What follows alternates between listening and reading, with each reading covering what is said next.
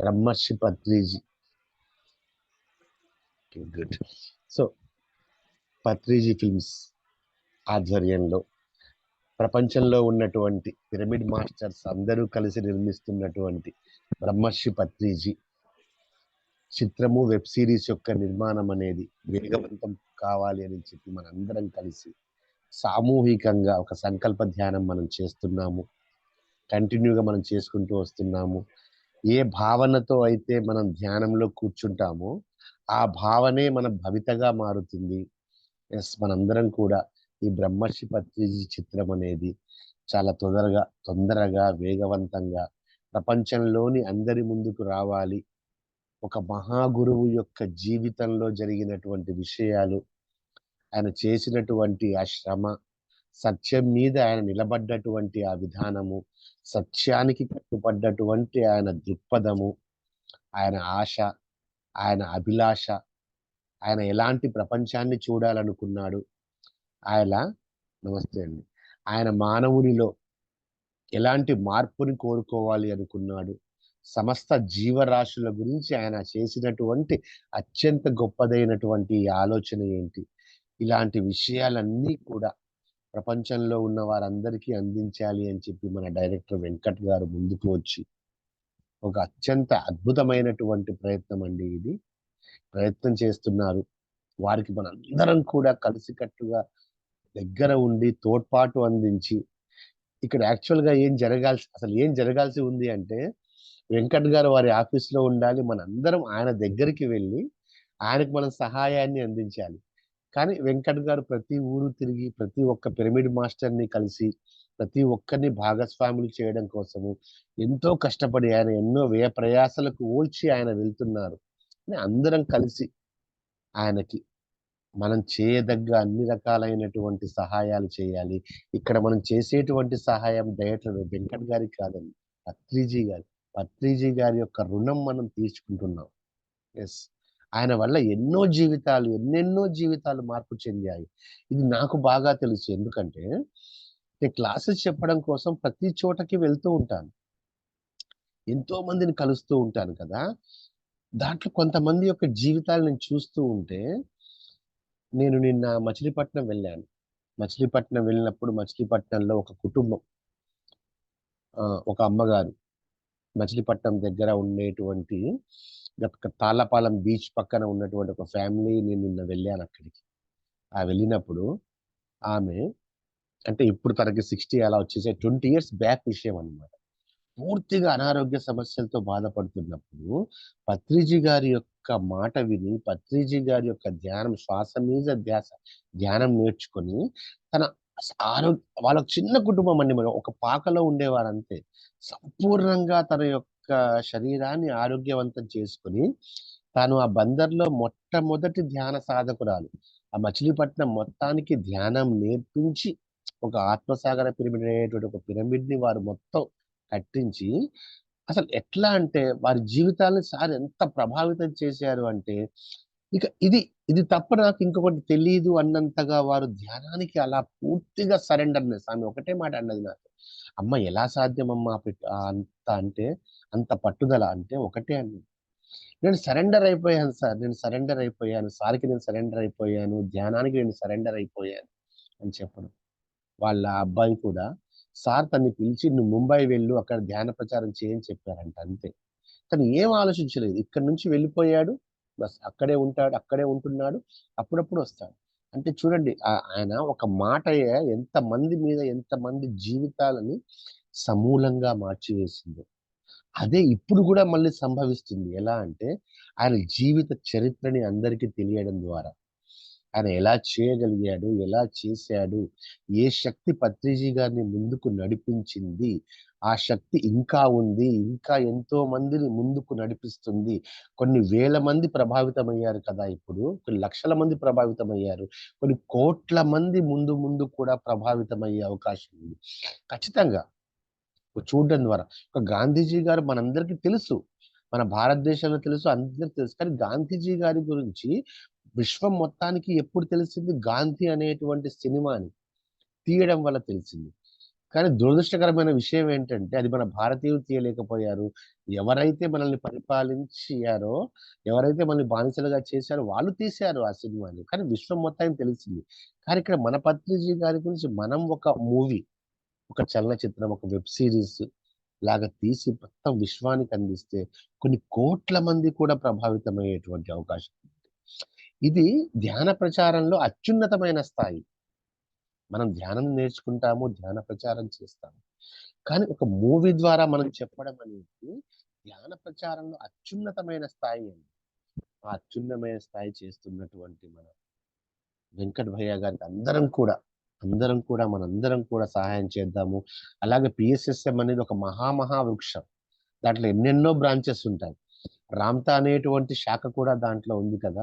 So రామ్స్టర్కి నేను ప్రత్యేకంగా చెప్తున్నాను. ఎందుకు అంటే రామ్తా పుస్తకాన్ని పత్రిజీ గారే మొట్టమొదటిసారిగా తెలుగులోనికి తీసుకొని వచ్చారు. ఇంగ్లీష్ వర్షన్ ని శ్రేయన్స్ ద్వారా మనకి అందించారు ఆయన. అంటే RSC Ramtha school of enlightenment తో ఒక ఒప్పందం చేసుకుని రామ్తా పుస్తకాన్ని భారతదేశానికి తీసుకొని వచ్చింది పత్రిజీ. మన తెలుగు వాళ్ళకి మాత్రమే కాదండి, భారతదేశానికి తీసుకొని వచ్చింది పత్రిజీ గారు. ప్లస్ ఇక్కడ మీకు ఇంకొక విషయం చెప్పాలి, చాలా మందికి తెలియకపోవచ్చు. సార్ ప్రతి పుస్తకాన్ని సార్ తీసుకొని వస్తారు, ప్రతి పుస్తకాన్ని తెలుగులో రాయిస్తారు. రామ్తా పుస్తకం విషయంలో పత్రిజీ గారు తీసుకున్నటువంటి స్పెషల్ కేర్ ఏంటంటే 2 వర్షన్స్ రాయించారు ఆయన. జనరల్ గా ఒక పుస్తకం ఇస్తారు, ఒక మాస్టర్ కి ఇస్తారు, ఒక వర్షన్ రాయండి అంటే వాడు రాస్తారు, సార్ ఓకే చేస్తారు, కరెక్షన్ చేస్తారు, ఓకే చేస్తారు. రామ్తా విషయంలో మాత్రం ఆయన 2 వర్షన్స్ రాయించారు. ఎందుకంటే ఆయన జాగ్రత్త తీసుకున్నారు. ఎస్, ఈ జ్ఞానము సంపూర్ణంగా అందాలి, అర్థమయ్యేటట్లుగా అందాలి, లేదా ముందైనా సరే వచ్చే వారికి అర్థమయ్యేటట్లుగా అందాలి అని ఎంతో కేర్ తీసుకొని 2 వర్షన్స్ రాయించి, ఆ 2 వర్షన్స్ లో ఏది సులభంగా అర్థమవుతుందో అని చెప్పి ఆయన చెక్ చేసి ఆ 2వ వర్షన్ ని, అంటే ఆ 2 వర్షన్స్ లో ఒకానొక వర్షన్ ని, రామ్మోహన్ గారి యొక్క వర్షన్ ని మనకు అందించారు ఆయన. చూడు ఎంత కేర్ తీసుకున్నారు.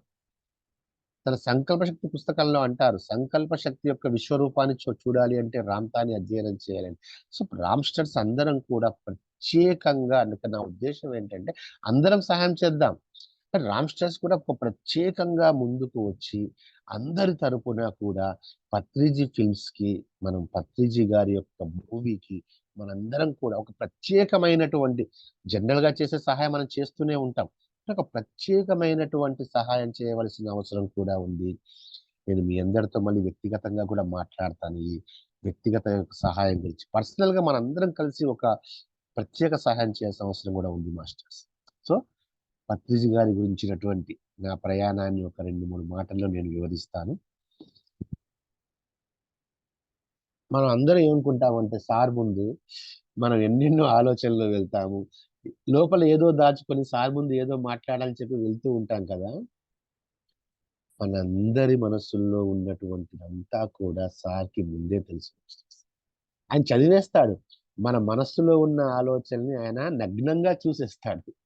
మనమేమో ఏమి తెలియదేమో అన్నట్లుగా వెళ్తుంటాం. కానీ ఇక్కడ సార్ గొప్పతనం ఏంటంటే మన గురించి తనకి తెలుసు అన్న విషయం మనకి చెప్పడు. చెబితే మనం మళ్ళీ ఇన్ఫీరియారిటీ ఫీల్ అవుతాము. మళ్ళీ మనం ఎక్కడ అయ్యో మనం ఇలా ఆలోచించామని చెప్పి మనం ఎక్కడ కొద్దిగా తగ్గిపోతామేమో అని చెప్పి మనకి ఇంపార్టెన్స్ ఇస్తుంటాడు. మనం సరికాని ఆలోచనలు మన మనసులో ఉన్నా సరే సార్ మనకి చెప్పడు. తను దాన్ని అర్థం చేసుకొని దాని ప్రకారంగా మనతో ఎలాంటి వర్క్ చేయించాలో అలాంటి వర్క్ చేయిస్తాడు. మనల్ని ఎప్పుడూ కూడా సీట్ పైనే కూర్చోబెడతాడు. కిందికి రండి అనేటువంటి ఏ మాట కూడా ఎప్పుడు వాడడు సార్. సిద్ధి ఉండి సిద్ధి చూపనటువంటి అత్యంత గొప్ప సిద్ధ పురుషుడండి. నాకు సార్తో నా జర్నీ చాలా తక్కువ, చాలా తక్కువ నా సార్తో నా జర్నీ. ఎందుకంటే 98లో వచ్చినప్పుడు సార్తో మాట్లాడాను ఓషో గురించి అన్నప్పుడు, ఎస్ నాయన నేను అదే ఓషోని కంటిన్యూ చేస్తున్నాను. అయితే ఓషో ఏ తప్పులైతే చేశాడో ఆ తప్పులు నేను చేయడం లేదు అని చెప్పారు. అంటే ఓషో చేసినటువంటి తప్పులు ఏంటి అన్నటువంటి ప్రశ్న నేను అడగలేదు సార్ని ఆ రోజు. కానీ ఆయన గమనించి ఆయన ఏం చెప్పారంటే, ఓషో భూతలం మీద మానవుడు ఎలా జీవిస్తాడో చాలా బాగా తెలుసు ఓషోకి. ఎలా జీవించాలో తెలుసు. చాలా బాగా. కానీ థర్డ్ ఐని ఓషో బిలీవ్ చేయలేదు. అందుకే ఓషోకి ఆస్ట్రల్ మాస్టర్స్‌తో లింకప్ లేదు.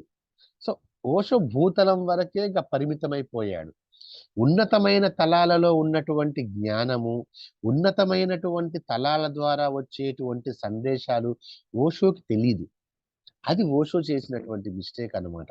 అందుకే సారు నేను అది చెబుతున్నాను దీంతో పాటుగా థర్డ్ ఐ యొక్క దాన్ని కూడా లింకప్ చేసి నేను చెప్తున్నాను ఇక్కడ అని చెప్పి అన్నాను. చూడండి ఎంత అద్భుతమైనటువంటి అది చెప్పారు. అడగక ముందే మొత్తం అన్నమాట. అలా కొనసాగుతూ ఉన్నప్పుడు నేను సమూహానికి ఒక ప్రత్యేకంగా ఉండేవాడిని. అంటే కొంచెం దూరంగానే ఉండేవాడిని. కొంచెం ఆమడ దూరంలో. సమూహంలో ఎప్పుడు కలవలేదు నేను. 20 సంవత్సరాల ప్రయాణంలో దూరంగా ఉండేవాడిని. స్వాధ్యాయము, ధ్యానము, సత్సంగంలో కూడా ఉండేవాడిని కానీ, ఆ వెనక బెంచీలో ఉండి నేర్చుకునేవాడిని. నేర్చుకోవడం మీద దృష్టి పెట్టాను. సార్‌తో ప్రత్యేకమైనటువంటి అనుబంధాన్ని ఎప్పుడు నేను కలిగి లేను. అది ఎప్పుడు మొదలైంది అంటే, ఇక ఇంకా ఏదో కావాలి నాకు. ఇంకా ఏదో నేర్చుకోవాలి. ఇంకా ఏదో తపన ఉంది అనుకున్నప్పుడు బెంగుళూరులో దాదాపుగా 15 సంవత్సరాల తర్వాత అంటే నేను ధ్యానంలోకి వచ్చిన 10, 15 సంవత్సరాలు మీరు నమ్మరు కానీ, నేను సార్‌తో ఒక్క మాట గూడా మాట్లాడలేదు. కానీ ఆ అనుబంధం అనేది తను ఎక్కడ ఉన్నా అక్కడికి వెళ్ళేవాళ్ళము. నేను వెళ్ళేవాడిని. తను చెప్పినది ప్రతీదీ నోట్స్‌లో రాసుకునేవాడిని. అందుకే పత్రిజీ కాన్సెప్ట్ స్పెషల్ నోట్సెస్ కూడా ఉన్నాయి నా దగ్గర. రాసుకునేవాడిని. అది మొత్తం కూడా దాన్ని తను పాటించే ప్రయత్నం చేసేవాడిని. అలా చేసేవాడిని. కానీ దగ్గరకు వెళ్లి అనేది ఒక ఆత్మీయపూర్వకమైనటువంటి సంబంధం ఆ మొదటి 15 సంవత్సరాల్లో ఎప్పుడూ నేను చూడలేదు. అంటే నేను అది నా మిస్టేక్ అన్నమాట. నేను దూరంగా ఉండేవాడిని. అంటే అది నా వ్యక్తిత్వం అనుకోవచ్చు. నా విభిన్నత అనుకోవచ్చు. సార్ అందరిని గౌరవించేవారు. నా విభిన్నత అనుకోవచ్చు. ఆ తరువాత ఈ జ్ఞానం ఇంకా నేర్చుకోవాలి, సత్యం ఇంకా నేర్చుకోవాలి అనుకున్నప్పుడు బెంగుళూరు పిరమిడ్ బుద్ధ పౌర్ణమి వేడుకల్లో సార్‌ని కలవడం జరిగింది. సార్‌ని అడగడం జరిగింది. అంతిమ సత్యం కావాలి సార్ అని చెప్పన్నట్లుగా. జనరల్‌గా అయితే ఏమంటారు? ఓకే నాయనా ఇది నేర్చుకుంటారా? సార్ ఆ మాట విని సారు ఒక ప్రత్యేకమైనటువంటి చూపు ఆయన ద్వారా వచ్చింది. అంటే ఒక ఆ లుక్‌లో ఒక డివినిటీ లాంటిది. చుట్టుపక్కల వాళ్ళు ఏముంది మనం చెప్పేదంతా సత్యమే కదా! ఇదే చేసుకోవచ్చు వెళ్ళిపో అని చెప్పి అన్నారు నన్ను అక్కడ. సార్ కూర్చొని ఉన్నారు. నేను సార్ ముందు వెళ్ళాను. 2004 ఆ 2006 ఆ సమయం బుద్ధ పూర్ణిమ. దగ్గరికి పిలిచారు. అప్పుడు చాలా సన్నగా ఉండేవాడిని. మషస్ ఏమి లేకుండా. అంటే ఒక చిన్న పిల్లవాడిలాగా ఉండేది. చాలా చిన్నగా కనిపించడంలో చాలా చిన్నగా, సన్నగా కనిపించేవాడిని. దగ్గరికి పిలిచి ఏం కావాలి అన్నప్పుడు, అంతిమ సత్యం కావాలి నాకు. నాకెందుకో ఈ జ్ఞానంతో తృప్తి కలగడం లేదు. అంతిమ సత్యం అసలు ఏది చదివితే ఏది చదవాల్సిన అవసరం లేదు. అది కావాలి అని చెప్పి చాలా వేగంగా కూడా అది అర్థమైందో, అర్థం కాలేదో కూడా తెలియకుండా స్పీడ్ అంటే సార్ ముందు ఫస్ట్ టైమ్ కదా! అది వస్తుంది. చుట్టూ చాలా మంది నిల్చొని ఉన్నారు పైన. ఉన్నప్పుడు "రామ్‌తా చదువుకోరా" అన్నారు. ఒకటే మాట. ఇంక అంతకంటే ఎక్కువ చెప్పలేదు నాకు ఆ రోజు. "రామ్‌తా చదువుకోరా" అన్నారు. అలా ఆ రోజు నాకు సూచించారండి పత్రిజీ గారు 'రామ్‌తా' పుస్తకం. పత్రి గారి నోటి వెమ్మటే ఆ రోజు 'రామ్‌తా చదువుకో' అన్న మాట గనుక రాకుండా ఉంటే, నేను అలాగే ఉండేవాడినేమో. ఇంకా, ఇంకా నేర్చుకుంటూ, ఇంకా నేర్చుకుంటూ, ఇంకా నేర్చుకుంటూ అలాగే ఉండేవాడినేమో. అంటే నా ద్వారా జ్ఞానం పంచబడేటువంటి అదృష్టం నాకు లభించేది కాదేమో. లేదా ఒక జ్ఞానంలో మరి ఒక కోణాన్ని నేను అర్థం చేసుకోలేకపోయేవాడినేమో. అన్నప్పుడు ఆ రోజు ఆ పుస్తకం ఆ రోజే దొరికింది. అది తీసుకొని ఆ ల్యాండ్‌లో కూర్చొని నెక్స్ట్ డే ఈవినింగ్ చదువుతూ ఉంటే సార్ అలా నడుచుకుంటూ వెళ్తున్నారు. అలా చూసారు నవ్వుకుంటూ. అంటే ఆ పుస్తకం చేతిలో పట్టుకొని చదువుకుంటూ ఉన్నప్పుడు సార్ అలా చూసారు నవ్వుకుంటూ. Simple experience. అక్కడ ఆ 11 డేస్ అధ్యయనం చేయడం జరిగింది. ఆ తర్వాత మళ్ళీ కూడా నేను కలవలేదు సార్‌ని. మళ్ళీ 10 సంవత్సరాలు రామ్‌తాతోని.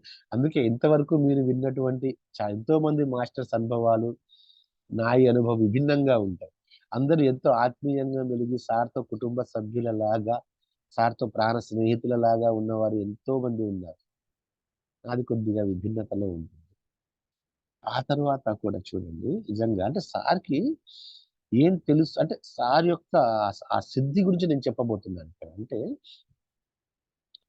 టోటల్ గా భవిష్యత్తులో ఏం జరగబోతుందో ఏం జరుగుతుందో కూడా సార్కి అంతా తెలుసు. ఇది చెప్తారు చాలా మంది, కానీ నేను విత్ ప్రూఫ్స్ నేను చెప్పగలను. సార్ కొన్ని అజంప్షన్స్ కొన్ని చేశారు, అవి జరిగాయి అని చెప్తూ ఉంటారు. అవి కాదు అసలు అంటే నాలెడ్జ్ విషయంలో లోకం ఏ షిఫ్ట్ తీసుకోపోతుందో కూడా సార్కి సంపూర్ణమైనటువంటి పరిపూర్ణమైనటువంటి అవగాహన ఉంది అండి. మహిళా ధ్యాన మహాచక్రం జరుగుతుంది 2019 మహిళా ధ్యాన మహాచక్రం నవంబర్ నెల. ఆ కార్తీక మాసం యొక్క ఉత్సవాలు మనం చేస్తాం. కార్తీక వన మహోత్సవం కర్తాల్లో పార్వతీ పిరమిడ్ పక్కన ఉండేటువంటి ఆ ప్లేస్ లో జరుగుతుంది. నేను వెళ్ళాను. నేను అంతకంటే ముందు రోజే నా మొట్టమొదటి సెషన్ అండి. అంతకుముందు సెషన్ నేను చెప్పలేదు, ఎక్కడ క్లాస్ చెప్పలేదు.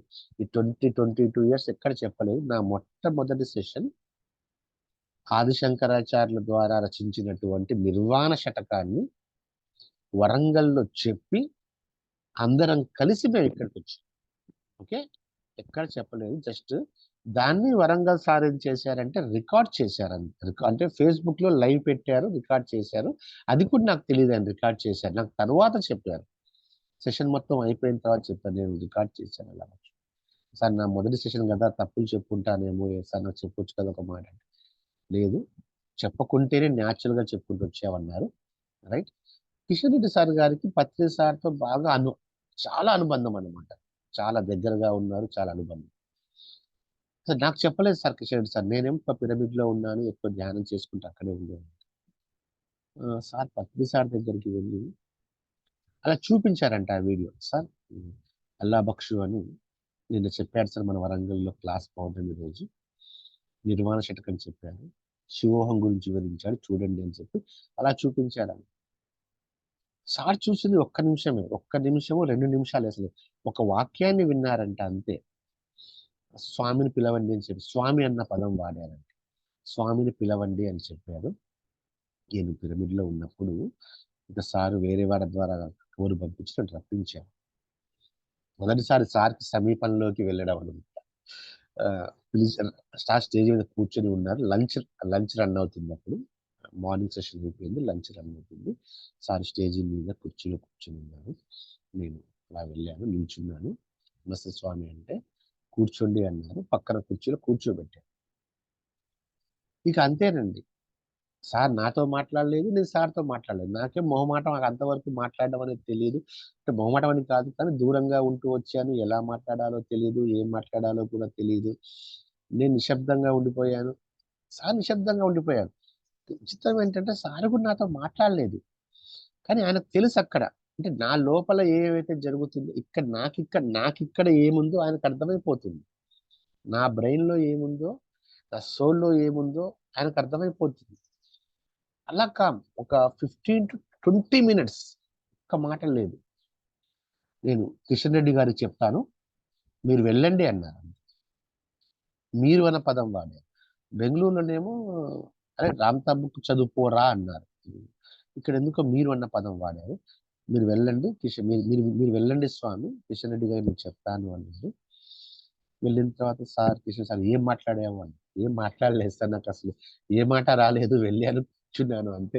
సార్ ఏం మాట్లాడారు, సార్ కూడా ఏం మాట్లాడలేదు సార్. ఇద్దరు నిశ్శబ్దంగా కూర్చున్నామండి. కానీ చూడండి, నిశ్శబ్దంలోనే శబ్దాల ప్రవాహం ఎక్కువగా ఉంటుంది, దాన్ని వినాలి. కానీ సార్ ఏమున్నారు, నేను సార్ దగ్గర నుంచి ఏం తీసుకోలేకపోయాను, కానీ నా గురించి అర్థమైపోయి ఉంటుంది సార్కి, మరి ఏంటో తెలీదు. ఆ తర్వాత అయిపోయింది. సరే ఓకే, సార్ పక్కన కూర్చున్నాను, చాలా ఆనందంగా ఉంది, చాలా హ్యాపీగా ఉంది. చాలా రోజుల తర్వాత ఇప్పుడు సార్తో అంత సాన్నిహిత్యం ఇప్పుడు లేను కదా.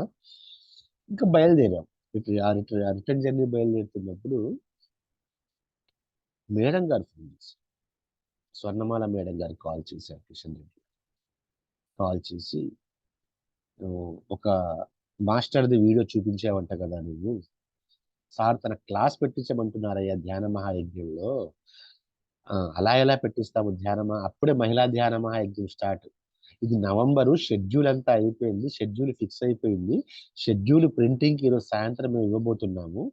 అసలు ఆయన ఎవరు, ఏం చెప్పాడు, ఆయన పేరేంటి, మన సంస్థేనా, మన సంస్థ కాదా, అసలు ఎవరు ఏంటి అన్నప్పుడు సార్ లేదండి మన సంస్థ అబ్బాయే, కానీ కొద్దిగా ఎక్కువ కార్యక్రమాల్లో పాల్పంచుకోడు, సార్ దగ్గరికి పిలిచారు అని చెప్పి అన్నారు. అంటే సార్ నేను వెళ్ళిపోయిన తర్వాత సార్ మేడం గారు చెప్పారంట అన్నమాట, ఈ కిషన్ రెడ్డి ఒక స్వామిని తీసుకొచ్చాడు, ఆయన క్లాస్ పెట్టించండి అని చెప్పి. చూడండి, మాట్లాడలేదు. అంటే అప్పటి బహుశా అలా చూసి ఒక్క నిమిషం అప్పటి ఆ రూపం ఆయనకి గుర్తు వచ్చింది, ఖచ్చితంగా గుర్తు వచ్చింది, ఆయనకు అర్థమై ఉంటుంది. చదువు పోరా అని చెప్పి అప్పుడు పంపించారు, చదువు పూర్తి చేసుకొని వచ్చాడు వీడు అని అర్థమైపోయింది ఆయన. మళ్ళీ చదివేయగలరండి ఆయన. నాకు చూసింది ఆయన ఒక్క నిమిషంలో సబ్జెక్ట్ కూడా చెప్పలేం కదా మనం కూడా. అక్కడ ఆయన చూసింది ఏంటి, రూపాన్ని ఆయన చూడగానే గుర్తుపట్టారు. ఏది వీడియోలు ఫస్ట్ చూడగానే గుర్తుపట్టారు. అక్కడ అది అది నేర్చుకొని రమ్మన్నారు, బహుశా నేర్చుకొని వచ్చుంటాడు అని చెప్పి అర్థమైపోయింది. వెంటనే మహిళా ధ్యాన చక్రంలో క్లాస్ అంటే మామూలు విషయం కాదు. మోస్ట్ సీనియర్ మాస్టర్స్ కి అక్కడ అవకాశం ఉంటుంది. నేను ఇంతవరకు స్టేజ్ ఎక్కలేదు, స్టేజ్ మీద మైక్ పట్టుకోలేదు, మొదటిసారి నిన్న చెప్పాను, ఈ రోజు మహిళా ధ్యాన మహాయజ్ఞంలో క్లాస్ పెట్టించండి అంటే చూడండి. అంటే సారు అర్థం చేసుకోగల, ఆయనకు అర్థమైపోయింది పూర్తిగా. నేను అందుకే అంటాను, మన ఆలోచనలన్నీ ఆయన ముందు నగ్నంగా ఉంటాయి అని చెప్పి, మొత్తం ఆయన ముందు కనబడతాయి అక్కడ, ఎలాంటి మేకప్ లేకుండా, ఎలాంటిది లేకుండా మొత్తం అలా చూసేస్తారు సార్. అక్కడ మేడం గారు కంగారు పడుతున్నారు, అసలు ఎవరో తెలియదు, ఏంటో తెలియదు, పేరు కూడా అల్లా బక్షు కదా, అసలు ఇంతవరకు ఉంటే విని ఉండేవారు, ఎక్కడైనా విని ఉండేవారు కదా, పేరు ఎక్కడ వినలేరు అని చెప్పి, సరే సార్ మళ్ళీ అడిగితే చూద్దాం అనుకున్నారంట. సారు నైట్ మళ్ళీ గుర్తు చేశారంట, ఈసారి నందాకి ఫోన్ చేశారంట, నందాకి చెప్పారంట. అప్పుడు నందా గారు ఉన్నారు కదా, అప్పుడు 2019 నందాకి, అప్పుడు నందాని షెడ్యూల్ మొత్తంగా చూసేవాడు. నందా గారికి చెప్పారంట, నందా కిషన్ రెడ్డి గారితో మాట్లాడు, క్లాస్ అరేంజ్ అని చెప్పారంట. అంతే, ఇంకేం చెప్పలేదంట. నందా గారు తెలుసు కానీ తలకాయ పట్టుకొని, ఇప్పుడేం క్లాస్, అంతా ఫిక్స్ అయిపోయింది, షెడ్యూల్ అంతా అయిపోయింది, ఇప్పుడు ఎవరో వచ్చి కొత్తగా సెషన్ అంటే ఎక్కడి నుంచి పెట్టామని చెప్పి ఆయన మళ్ళీ కిషన్ రెడ్డి గారికి మొత్తం చెప్పుకుంటూ వచ్చారంట, ఇలా ఇలా ఇలా. సరే మళ్ళీ అడిగితే చూద్దాంలే అన్నారంట నందా గారు. మూడోసారి సార్ మళ్ళీ గుర్తు చేశారంట, ఈసారి కొంచెం గట్టిగా చెప్పారు. సార్ గట్టిగా చెప్తే అర్థమైపోయినట్లేదండి.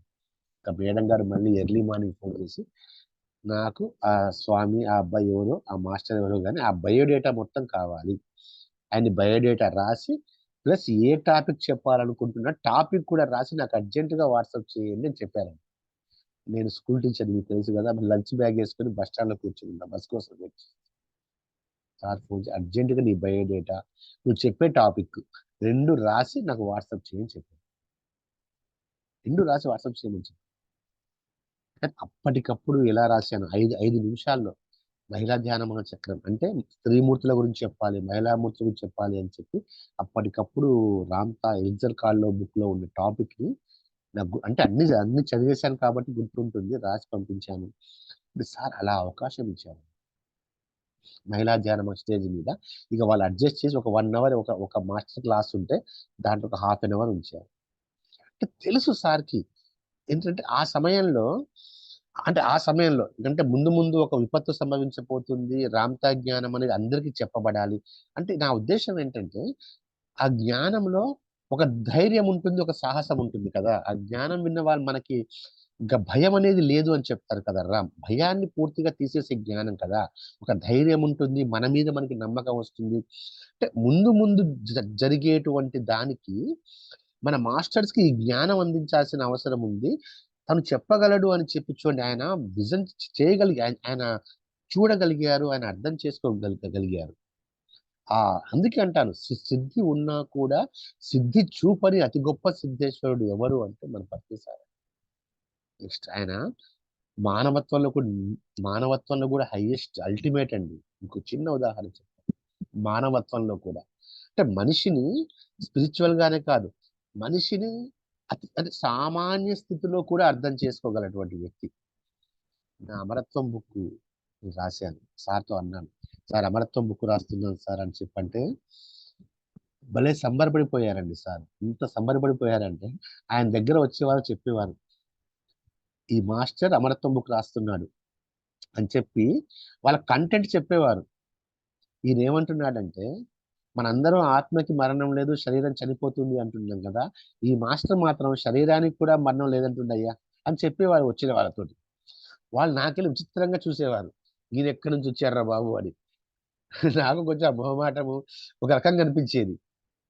చెప్పేవారు అందరికి, అసలు భలే చెప్పేవారండి. అంటే ఎంత ఆనందంగా చెప్పేవారంటే నాతో అనేవారు, భలే నువ్వు గోడ బద్దలు కొడుతున్నావు అని చెప్పి అనేవారు. గోడ బద్దలు కొడుతున్నావురా నువ్వు, ఒక్కసారి ఆ ప్రేమతో రానివారు, గోడ బద్దలు కొడుతున్నావురా నువ్వు అని. అంటే ఆ ప్రోత్సాహం వచ్చే వాళ్ళ కంటెంట్ చెప్పేవారు. ముఖ్యంగా పెద్ద పెద్ద వాళ్ళు వచ్చేవారు, ఈయన శరీరానికి మన్నం లేదంటున్నాడు ఈ మాస్టర్ అని చెప్పి గర్వంగా చెప్పేవారు. వారు నాకెళ్ళి విచిత్రంగా చూసేవారు, ఏంటి ఈయన ఎక్కడి నుంచి వచ్చాడు, ఎప్పుడు చూడలేగా ఇతన్ని మన పిఎస్ఎస్ఎం నుంచి. ఆ సరి చేసేటప్పుడు కూడా అండి, ఎన్నిసార్లు 5 సార్లు నాతో సరి చేయించారు ఆ పుస్తకాన్ని. ప్లస్ 5 చోట్లగా సరి చేయించారు ఆ పుస్తకాన్ని. మొదట కడతాల్లో ఇచ్చారు, 200 పేజీల పుస్తకమే సార్, కావాలి అనుకుంటే ఒక్క నైట్ లో కంప్లీట్ చేసి నాకు అలా ఇచ్చేయగలరు. కడతాల్లో ఒకసారి ఇస్తే మళ్ళీ రీప్రింట్ చేసుకొని మళ్ళీ తీసుకొని రా అన్నారు. కడతాల నుంచి మేము జీతవనం వెళ్ళాం, అక్కడికి వెళ్ళాం, అక్కడి నుంచి మళ్ళీ కర్నూలు, అక్కడి నుంచి మళ్ళీ జగన్నాథ గట్టు, అండ్ దాదాపుగా మన పిరమిడ్ క్షేత్రాలు అన్ని చోట్లకి మళ్ళీ ఇది ఇక సరి చేసుకో, ఒక్క కామా కూడా పోనివ్వకుండా అనేవారు. నేను అన్నాను, సార్ మనం తొందరగా రిలీజ్ చేయాలి కదా సార్ అన్నాను. అంటే ఆయన ఒకటే అన్నారు, నీకు పర్ఫెక్ట్ గా రావాలా తొందరగా కావాలా అని. పర్ఫెక్ట్ గా కావాలా తొందరగా కావాలని. పర్ఫెక్ట్ గానే కావాలి, అయితే ఆగు, నాకు తెలుసు ఎప్పుడు చేయాలో, నేను అప్పుడు చేస్తాను అని చెప్పి అన్నారు. వాటికి అంతే, ఎక్కువ కూడా మేము మాట్లాడుకునే వాళ్ళం కూడా కాదు, నాకు కూడా మాట రాకపోయేదాన్ని ఆయన ముందు. ఇక్కడ ఆయన మన పిఎస్ఎస్ఎం, మన స్టూడెంట్స్ అంటే మనందరి గురించి ఆయన తీసుకుని కన్సర్న్ చెప్తాను. బుక్ రెడీ చే బుక్ జగన్నాథ్ గట్ బుక్ దాదాపు అయిపోవచ్చింది. అప్పటికే నైట్ 11-11:30 అయింది. ఇంకా సరి చేస్తున్నారు సార్ ఆ పుస్తకాన్ని, ఒక్కొక్క పేరాని, ఒక్కొక్క పదాన్ని, ఒక్కొక్క వాక్యాన్ని. 12-1 గంట అయింది. అప్పటిదాకా నేను అక్కడే ఉండి నిద్ర వచ్చి నేను వెళ్ళిపోయాను, నాకు నిద్ర వచ్చి వెళ్ళిపోయాను. 1 గంట అయింది. సార్ అడిగారంట, అల్లా బక్షి ఏడి అని. నిద్రపోతున్నాడు సార్ అని చెప్పారు. నిద్రపోతున్నాడా, అయితే పిలవద్దులే అన్నారు.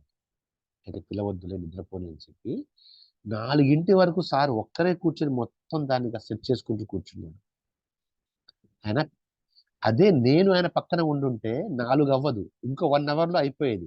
నాకు ఆయన చెప్పేవారు, నేను పాటిస్తూ చేస్తే 2కి క్లోజ్ అయిపోయేది.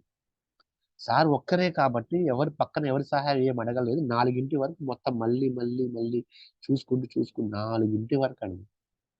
నన్ను పిలవచ్చు కదా సార్, జనరల్ గా ఎక్కడ మళ్ళీ ఎక్కడో పడుకోండి, కొంచెం దూరంలోనే అక్కడ పడుకొని ఉన్నారు సార్ మంచం మీద. లేపి ఆ, లేపి రమ్మంటే ఖచ్చితంగా మనం పరిగెత్తుకుంటూ వస్తాం. కానీ చూడండి ఆయన కన్సర్న్ చూడండి, అసలు నిద్రపోతున్నాడు, ఓకే విశ్రాంతి తీసుకుని, వద్దు మనం చేయకూడదు అని చెప్పి బరువంతా ఆయన మీద వేసుకున్నారు. ఆ ప్రేమ, మనం అంటే ఆ కన్సర్న్, ఆయన అంత గొప్ప కన్సర్న్ అండి ఆయన మనం అంటే. అది దగ్గర ఆయన అసలు పిరమిడ్ మాస్టర్స్ ని తనని సార్ ఎప్పుడు వేరు చేయలేదు, వేరుగా చూడలేదు. తనలో ఒక భాగంగానే ఆయన చూశారు. కుటుంబ సభ్యుల కంటే ఎక్కువగా చూశారు ఆయన మాస్టర్స్, దగ్గరుండి చేశారు కన్సర్న్. అప్పుడు చూశాను. తర్వాత మళ్ళీ సార్లో ఇంకో యాంగిల్ కూడా నేను చూశాను. ఏంటంటే అది, ఇక బుక్ అయిపోవచ్చింది, బుక్ ప్రింటింగ్ అయిపోయిన తర్వాత ఆ సార్, నేను అన్నాను కదా, నాకంత సార్ ఎప్పుడు రిలీజ్ చేస్తారో చెప్తారులే అనుకున్నాను. ఉగాది పేరవరం, ఉగాది ఇక పేరవరం. నేను అనుకోలేదు సారు వెంటనే దాన్ని ఓపెన్ చేద్దాం. వెళ్ళాను, రేపు బుక్స్ పట్టరా, రేపు ఓపెన్ చేద్దామన్నారు, రేపు రిలీజ్ చేద్దామన్నారు. ఇక అప్పటికప్పుడు బుక్స్ లేకుండే అక్కడ, మళ్ళీ తెప్పించి ప్యాక్ చేసి మార్నింగ్ కొద్దిగా ఆలస్యమైంది మేము వచ్చేటప్పటికి. సార్ 10 సార్లు అడిగారంటండి, అల్లా బక్ష్ ఏడి, అల్లా బక్ష్ బుక్ రిలీజ్ చేయాలి. అంటే ఏంటంటే ఆయన అక్కడ ఉద్దేశం, ఉగాది ఒక నూతన సంవత్సరపు ఆరంభానికి ఒక నూతన జ్ఞానాన్ని అందించాలని చెప్పి ఆయన యాక్చువల్ ఆయన ముందే డిసైడ్ అయిపోయి ఉంటారు అక్కడ చేయాలి అని చెప్పి. మధ్యలో ఎన్నో అవకాశాలు ఉన్నాయి. ఒక శివరాత్రికి అయితే మేము డైరెక్ట్ ప్యాక్ తీసుకునే వచ్చాను.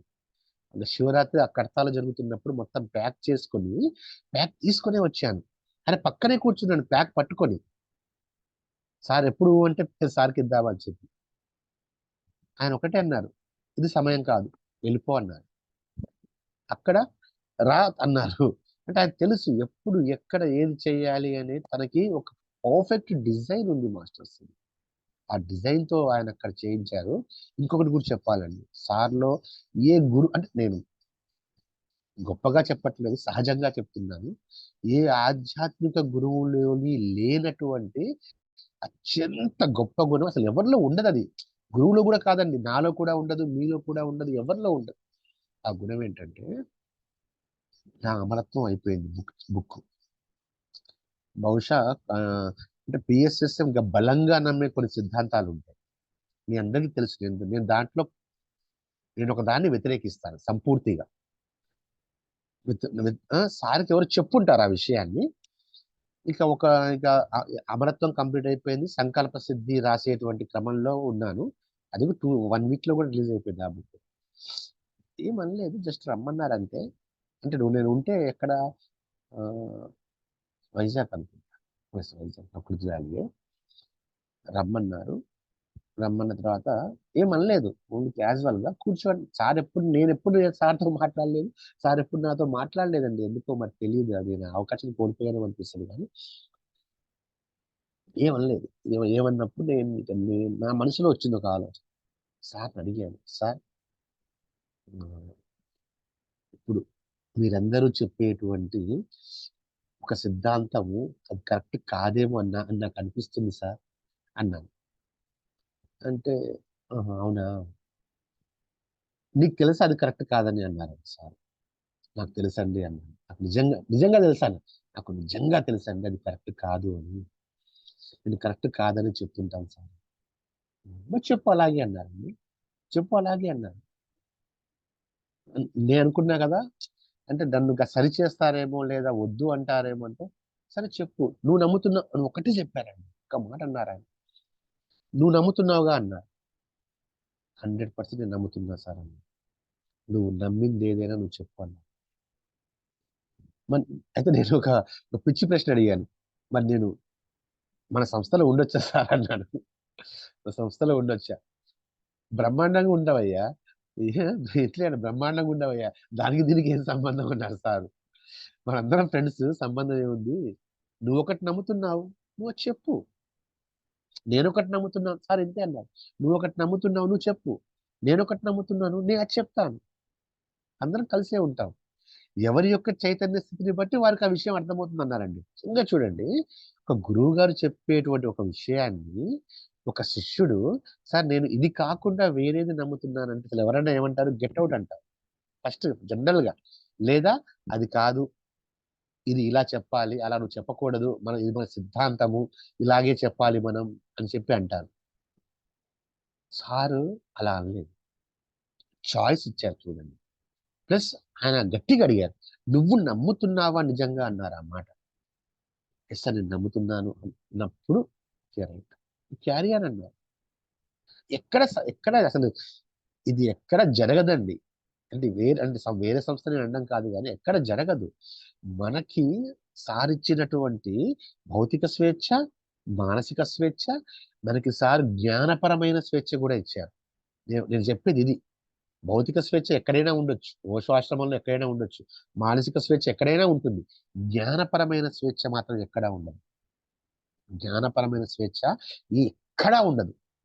ఒకటి చెప్తారు, దాన్ని పాటిస్తూ వెళ్ళాలి, అంతే ఇక. కానీ మనము సొంతంగా ఎదిగి, ఇక్కడ సారు ఇంకొక విషయం మనం బాగా అర్థం చేసుకోవాలి. సారు మనల్ని ఎదగడానికి అవకాశం ఇచ్చేవారు. అసలు అంటే ఆ ఎదుగుదలకి సారు ఒక అవకాశం ఇచ్చి, ఆ పుస్తకం ఇచ్చి, అంటే ఒకరిని పిలిచి ఒక పుస్తకం నువ్వు చదువు. నేను నిన్ననే వెళ్ళినప్పుడు ఆ ఒక ఇంటికి ఒక మేడం గారు కారులో కష్టపడి ఆ పుస్తకాన్ని, శ్రీరామ్ గారు రాసిన పుస్తకాన్ని నాకు ఇచ్చారు. ఇచ్చి మేడం చెప్పాను, సార్ మా అబ్బాయి ఈ పుస్తకం సెపరేట్ రియాలిటీ అనే పుస్తకం, నేను నిన్ననే వచ్చాను అక్కడి నుంచి, నేను చదివాను నిన్న, అద్భుతంగా ఉంది. ఎందుకు ఆ అబ్బాయికి ఇచ్చారు ఆ పుస్తకం, నాకు అర్థమైపోయింది. ఆ శ్రీరామ్ అనేటువంటి ఆ మాస్టరు తర్వాతి కాలంలో ఒక దాన్ని ఏమంటారు, ఒక కంపెనీనే స్థాపించాడండి. ఒక కంపెనీని స్థాపించగలిగాడు, 4-5 బ్రాంచెస్ తోటి. అంటే ఆ కుర్రవాడికి ఆ వయస్సులో ఇది అవసరం. దీని ద్వారా తను ఆ జ్ఞానపరంగా ఎదగగలడు, అన్ని విధాలుగా ఎదిగి అందరికీ సహాయం చేయగలడు. అందుకే సార్ ఒకరికి ఒక బుక్, నేను ఇప్పటికి చెప్తున్నా ఈ విషయం మాత్రం మాస్టర్స్, మీకు సార్ ఒక బుక్ని ప్రిఫర్ చేశారు అంటే ఆ బుక్ మిమ్మల్ని సమూలంగా మార్చివేయగలటువంటి బుక్నే మీకు సార్ సజెస్ట్ చేస్తారు. ఏదో ఆషామాషిగా ఇది చదవమన్నారు నేను చదివానని కాదండి. అది మీకు అర్థం కావాలి. మిమ్మల్ని మార్చివేస్తుంది అనేది మీకు అర్థమై చేస్తే ఆ బుక్ మిమ్మల్ని మార్చివేస్తుంది. అంటే మీరు సారు ముందు ఎదురుపడ్డప్పుడు సార్ మీ పాస్ట్ మొత్తం చూస్తారు. జనరల్‌గా ఏం చెప్తారంటే మన బ్లావెట్స్‌కి తరువాత దివ్యజ్ఞాన సమాజంలో వచ్చే లెడ్ బీటర్‌కి ఉండేది అది ఆ సిద్ధి. ఒక వ్యక్తి కళ్ళ ముందు కనబడ్డప్పుడు తన పాస్ట్, తన ఫ్యూచర్ కూడా చూడగల శక్తి లెడ్ బీటర్‌కి ఉండేది. ఆ తర్వాత ఏ ఆధ్యాత్మికవేత్త కూడా రాలేదది. సార్‌కి ఉంది. సార్ ప్రదర్శించలేదు కాబట్టి మనం రాలేదనుకున్నాం. మన జిడ్డు కృష్ణమూర్తిని గుర్తుపట్టింది మన లెడ్ బీటరే. తను చూసాడు. వాళ్ళ అన్నయ్యని చూశాడు. అన్నయ్యలో జ్ఞానం ఎక్కువగా ఉంది కానీ వయస్సు తక్కువగా ఉంది. జిడ్డు కృష్ణమూర్తి కొద్దిగా తక్కువ కానీ వయస్సు ఎక్కువగా ఉంది. చూసి జిడ్డు కృష్ణమూర్తి సెలెక్ట్ చేశాడు లెడ్ బీటర్ చిన్న వయసులోనే. సార్ ఒక వ్యక్తిని చూసినప్పుడు వెనక ముందు రెండు చూసి ఏ పుస్తకం తన్ని ఇంకా సంపూర్ణంగా మార్చగలదో అది సజెస్ట్ చేస్తాడు. లేదా కొంతమంది జ్ఞానం ద్వారా వాళ్ళకి వర్క్ ఇస్తారు. డివైన్ వర్క్ ఇస్తారండి. నువ్వు ఈ పిరమిడ్ కట్టు అంటారు. అంటే ఆ పిరమిడ్ కట్టడం ద్వారా తన ఆత్మ యొక్క అభ్యున్నతి సాధ్యమవుతుంది. తన ఆత్మోన్నతి సాధ్యమవుతుంది. కొంతమందికి పుస్తకం ద్వారా సమూలంగా మార్చివేస్తారు. కొంతమందిని వర్క్ ఇవ్వడం ద్వారా సమూలంగా మార్చివేస్తారు. కొంతమందిని సేవ కోసం పంపిస్తారు. నువ్వు ఆ ప్రాంతానికి వెళ్ళు. నిన్ను నాకు కలిశాడు రాంబాబు గారు.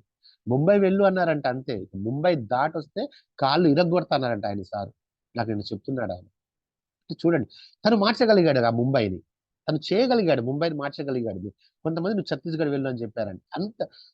అది అయిపోయేదాన్ని ముందే ఆయన చెప్తారండి. చూడండి, అందుకని ఆ జ్ఞాన స్వేచ్ఛ మనకిచ్చారు. సో, అలాంటి ఒక మహానుభావుడి పదం నేను వాడనండి. సారు ఒక మానవుడు. తన అవతారమూర్తి కాదు. ఎందుకంటే నేను చూశాను ఈ మధ్య సార్‌ని ఒక అవతారమూర్తిగా భావిస్తున్నాను. కాదు సిస్టర్స్. మనలాగే, మనతో బాటే, మన యుగంలోనే, మన భూమి మీదే జన్మ తీసుకున్న అత్యంత సామాన్యమైన, సహజమైన మానవుడు. జ్ఞానం నేర్చుకోవాలి అనుకున్నాడు. జ్ఞానం నేర్చుకున్నాడు. సాధన చేశాడు. 10 మందికి చెప్పాలనుకున్నాడు. 10,00,00,000 మందికి చెప్పగలిగాడు. బస్. అందరిని మార్చగలిగాడు. ఒక మానవులుగా ఆయనతో పాటు భూమి మీద జీవించినటువంటి సహమానవులుగా మనకి ఆయనతో పాటు ఉన్నప్పుడు ఆయన విలువ చాలా మందిని తెలుసుకున్నాము. కొంతమంది తెలుసుకోలేకపోయాము. గాంధీజీ గురించి ఒక మాట అంటారు మన ఐన్‌స్టీన్. ఇలాంటి వ్యక్తి రక్త మాంసాలతో భూతలం మీద నడిచాడు అంటే ముందు ముందు తరాలు ఆశ్చర్యపోతాయన్నాడు గాంధీజీ గారి గురించి ఐన్‌స్టీన్. అది పత్రిజీ గారికి సరిగ్గా వర్తిస్తుందండి. పత్రిజీ గారి లాంటి వ్యక్తి మనతో పాటు ఇంత సామాన్యంగా, ఇంత సహజంగా మన ఇంటికి వచ్చి మన భుజం మీద చేయి వేసి, మనకి గోరుముద్దలు తినిపించి, ధ్యానబోధ చేసి అహింస వైపు మనల్ని నడిచేలా చేసినటువంటి మహా అహింసామూర్తి మనతో పాటు ఉన్నారు అంటే మన ముందు ముందు తరాలు కూడా నిజంగా వాళ్ళు ఆశ్చర్యపోయే ఒక పరిస్థితే. ఇలాంటి వ్యక్తి ఉన్నాడా అని చెప్పి. మరి వారికి తెలియాలి కదా! తను ఉన్నాడు అని మనకి తెలుసు. మనం తనని అనుభూతి చెందగలిగాం. కానీ మన ముందు తరాలకి తెలియాలి. ఇది ఆధ్యాత్మిక అవసరం మాత్రమే కాదు, చారిత్రక అవసరం కూడా. హిస్టరీ రాయబడాలండి. హిస్టరీ అంటే హిజ్ స్టోరీ. ఎవరైతే ఉన్నారో వాళ్ళ యొక్క స్టోరీ ఖచ్చితంగా రాయబడాలి. అప్పుడే అది ముందు ముందు తరాలకు అందుతుంది. అందుకే హిస్టరీ అంత ముఖ్యం. హిస్టరీ అంటే హిజ్ స్టోరీ. పత్రిజీ గారి యొక్క స్టోరీనే బ్రహ్మర్షి పత్రిజీ. ఆ బ్రహ్మర్షి పత్రిజీ ముందుకు రావాలి. అందరికీ తెలియాలి. ఎంతోమంది తెలుసుకోవాలి. ఈ జ్ఞాన మార్గం వైపు, ధ్యాన మార్గం వైపు, అహింసా మార్గం వైపు మనం అడుగు పెట్టాలి. ఇది ఖచ్చితంగా జరుగుతుంది. జరిగి తీరుతుంది. So be it. Okay masters. Thank you. Thank you very much. Okay. నా వృత్తిలోకి వెళ్ళాల్సిన సమయం, హాఫ్ డే స్కూల్స్ నాకు స్టార్ట్ అయింది. So Yes, sir. వెంకట్కి నాకు చాలా ఆత్మీయమైన బంధం ఉంది. వెంకట్తో కూడా నాకు పెద్ద పరిచయం కూడా లేదు. నాకేంటో అన్ని షార్ట్ గా పరిచయాలే ఉంటాయి. వెంకట్తో నాకు పరిచయం 3 గంటల పరిచయం, 4 గంటలు కావచ్చు పరిచయం. ఎక్కడ మన కన్హాలో ఇంటర్నేషనల్ స్పిరిచువల్ కాన్ఫరెన్స్ అవుతున్నప్పుడు మనం ఒక స్టాల్ పెట్టినప్పుడు వచ్చాడు అక్కడికి వెంకట్. ఆయన కార్లో మేము వెళ్ళాము. వెళ్ళడం కూడా పెద్ద పెద్ద లగేజెస్ మోసుకొని వెళ్ళాము. తర్వాత 3 గంటలు మాట్లాడుతూనే వెళ్ళాం.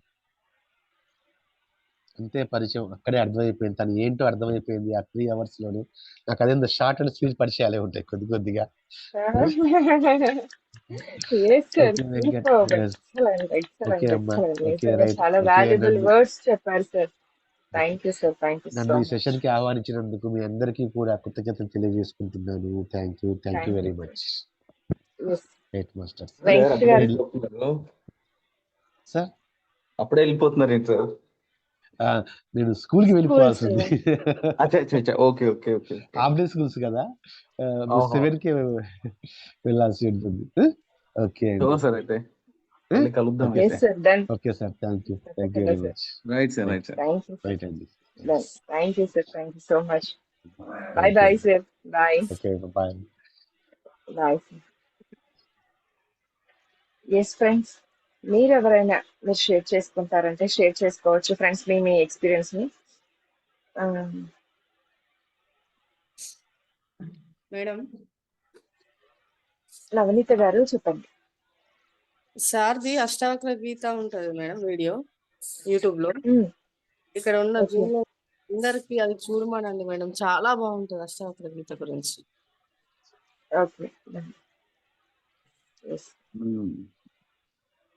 సార్. వెంకట్ గారు మంచిది.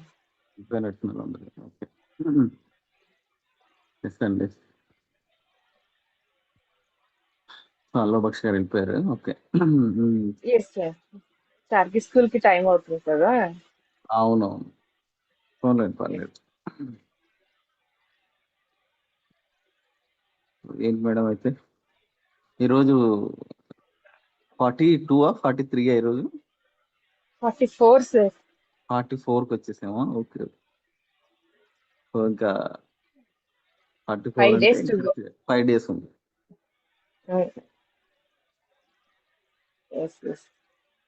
బాగుంది. సో 44 days కంప్లీట్ చేసుకున్నాం అయితే. కానీ అప్పుడే అయిపోయిందా అనిపిస్తుంది సార్. చేసేటప్పుడు ఏమో నిజంగానే కష్టంగా లేవాలా చేయాలా అనిపిస్తుంది, కానీ అప్పుడే 44 days అయ్యిందా అని ఆలోచిస్తున్నాను నేను కూడా.